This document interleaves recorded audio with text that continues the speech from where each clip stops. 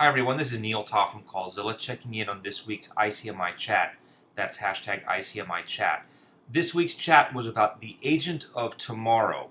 Of course, I'll actually about many things in a microcosm probably of our industry today. Of course, talking about call center and contact center agents, but actually really talking about a whole slew of other subtopics that affect our industry and our day-to-day work lives. Great turnout. I really liked this particular chat because not only did we have good turnout, good participation, but the tone and the level of discussion was excellent. Not everyone agreed with each other. I could say that I might have been a little bit of a cause of some of the disagreement. Always want to spice things up a little bit, but definitely there's multiple ways to look at the various topics in our industry, and I was happy to see that we could get some good discussion going. It's a shame that we only have an hour to do this in, and some of the ideas that came up were actually excellent about maybe doing maybe a debate, maybe including some live video with Google Hangout or something of the sort, because in 140 characters or less it can be hard, and there's just such an opportunity to extend and talk about the different topics amongst our peers. Great turnout, as I had mentioned. Erica Strother was our host. She did a great job. Al Hopper was back, which is cool. Kevin Hagebarth, Nate Brown, Jeff Toyster, Sean Hawkins also was back. It was great to have him back, as always. Silver Lining, Education at Work, Higher IQ Solutions, Jeremy Watkin. By the way, for those of us that aren't really familiar with Education at Work, check it out. Really cool way of combining the student or just recently graduated population with those who have student loans and student debt. And the contact center space. Really cool stuff. I've read just a tiny little bit about them. I'd love to engage that company more and the person who's behind the Twitter handle. Very cool stuff. And of course, I participate as well. So the topic was the agent of tomorrow. There were four questions that most stood out for me that I wanted to focus this quick recap on. The first one was this quote: "This is the age of the customer. What does that mean for agents?" So I think there's a ton of ways to slice and dice that question. Most of us would probably agree that this, yes, in fact, is the age of the customer. There's a saying that I've seen on LinkedIn and Twitter and everywhere else kind of in the cyber world that says something about your brand is what your customers say it is. I absolutely believe that. If customers like your brand, if they're expressing and through word of mouth, through social media, what their perception about your brand is, other people can read it, and that becomes quickly has a snowball effect, and multiple people take on and accept that perception of the brand for better or for worse. I do also think that the contact center, if not the, it's certainly not, if not the most critical touch point, it's certainly got to be one of them.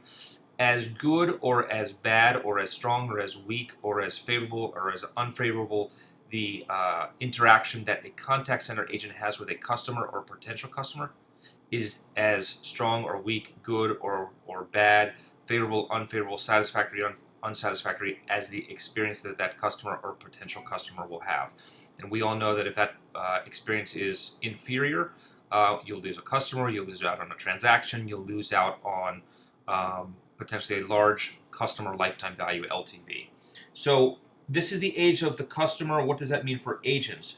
One other thing I wanted to mention with that particular topic is the fact the use of the word agents. I am a firm believer that yes, technology is quickly making our industry evolve. There's self-service, there's social media, there's non-voice channels. We are in an omni-channel world. However, I definitely firmly believe in the importance and growing importance of the live agent.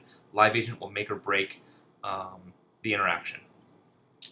All that being said, I really liked Sean Hawkins' tweet that said something about exceptional service on every interaction must be the norm. Every interaction must be exceptional, and I'm whether for better or worse, I agree that it has to be exceptional. Unfortunately, not a lot of margin of error. You don't get a second shot sometimes at customers, and every one of them has to, in some way, shape, or form, be exceptional. I did like another tweet that came out of this particular first question, which was from Jeff Toyster, and he actually changed the question a little bit, and he said maybe this isn't necessarily the age of the customer, maybe it's the age of the agent. And actually, I really like that one a lot. That made me think and actually does resonate in some of the different journeys that we're undertaking in our own company. The importance of the agent. Of course, the customer is important, but how it is that we as companies engage that customer, and that typically happens through the agent. The age of the agent. Great comment by Jeff Toyster. Second question that I wanted to comment on. Will the agent of tomorrow to be expected to handle all channels? That's a fascinating question. Some contact centers segment out each channel. Some have a blended solution where any one given agent can handle multiple channels, maybe two, maybe just one.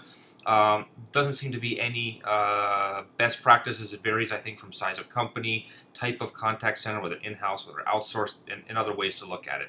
I'm of the belief that a contact center agent, as long as they have passion for caring and providing service, and have been trained well, that an agent can handle customer interactions across omni-channel, regardless of channel, as long as they have those two things: passion and training. And I've mentioned that in a previous video blog and recap. I'm a firm believer of that. Some of the participants didn't necessarily agree. That's okay, but I do think that agents don't necessarily have to be limited to one channel or just two, that they can cover omni-channel. Third question that I thought was great was the question about pay-per-performance models. Are they good or bad? So there's lots of talk about pay-per-performance, and I think you gotta kind of go a little bit further. Pay-per-performance meaning pay-per-performance of your agents in the contact center. Are you paying your agents only on performance? In other words, you're not paying them an hourly or monthly or yearly salary. You're just paying them based on the number of, whether it's calls handled, their FCR percentage, their average handle time, their saves, their retentions, their whatever, or collection of whatever. You're just paying them that, or you're paying them the salary. Then there's the other discussion about it in the outsource model, which is the one that we operate in. Should outsourced contact centers be paid based on performance? In other words, no pay per hour, pay per call, pay per minute, no pay per those type of fixed models, only paid based on performance and whether you fulfill or don't fulfill goals. Lots of thought and discussion on this one coming out recently. I'm a fan of the hybrid model. I think that there is a time and place and opportunity for a combination of both. I think that there has to be a variable component to the compensation, both of the outsourced contact center as well as the agents. Agents have to feel incented, they have to feel loved, they have to know what's important, and there has to be a carrot in front of them, and as well as in front of all of us that operate contact centers. But there are lots of ways to look at this one, and I'd love to hear other people's opinions. I like knowing that Sean Hawkins, like me, view this as a hybrid. There successfully can and should be a combination of some type of fixed salary and a pay-per-performance to incentivize behaviors and results.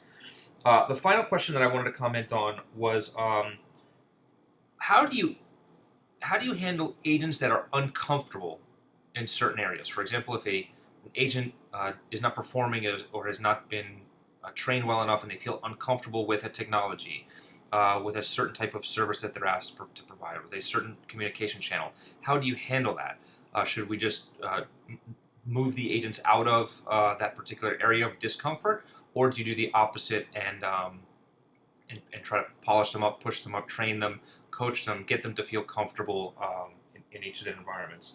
I keep citing Jeff Toyster in this one. He said that it's an excellent idea to create a sandbox for call center reps, meaning provide them an area that's safe, that they can play in, that they can experiment, that they can get themselves dirty. That doesn't affect the overall production of the contact center. Give them a space that's low to no risk, that they can just play and become familiar and test and work through whatever fears, whatever knowledge, whatever lack of training that they have. Give them a chance to experiment. I absolutely agree with that, and that kicked off some ideas in my head about things that in our own company that we can continue to do to provide great training environments and coaching environments for our agents. The last thing I wanted to mention at the end of the chat, I loved how Kevin Hagebarth incorporated an Animal House clip, the movie Animal House, about it ain't over till it's over.